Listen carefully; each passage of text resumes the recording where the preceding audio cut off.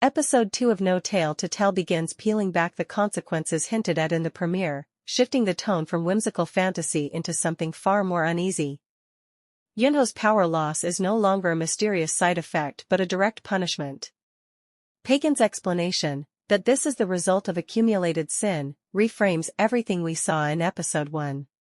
Her rule of avoiding good deeds while selectively excusing bad ones is no longer clever self-preservation, it's moral stagnation catching up with her. What works especially well here is how the drama refuses to let Yunho remain comfortably detached.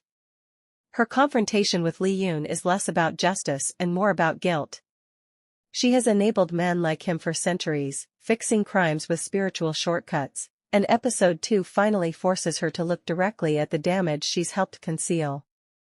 Lee-Yoon remains despicable, but the episode subtly implicates Yunho too, making her loss of power feel earned rather than arbitrary. The 9-year time skip injects fresh energy into the story. Kang Seil's return as a world-class soccer star is deliberately ironic, the future Yunho once dismissed is now reality. Lawman convincingly sheds the poor genius image, presenting Seil as composed, successful, and emotionally guarded. The sting lands when he fails to recognize Yunho at all. For her, he is the proof that her visions can be wrong, that destiny can defy even a Gumiho's certainty.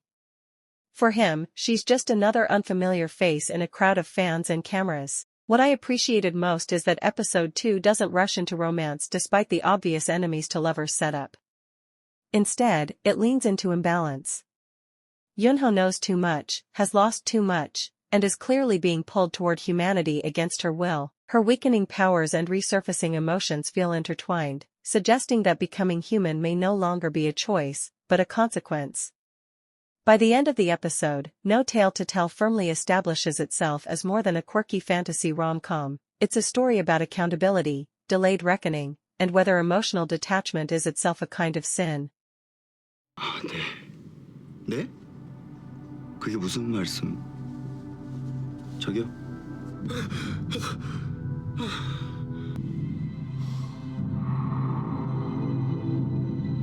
어디야 여기?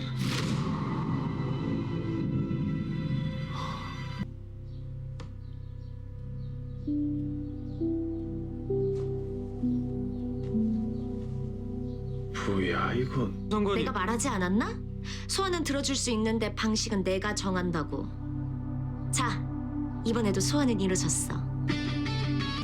뭔데? 닐 누군데? 누군가 세계적인 축구 선수가 되었으니 다른 누군간 그 자리에서 내려와야 균형이 맞게 되니까. 뭐야, 나한테 소원이 하나 있는데 들어줄 수 있니? 너 출소하면 나랑 일 하나 같이 하자. 지금부터 내가 여우 사냥을 할 것 같아.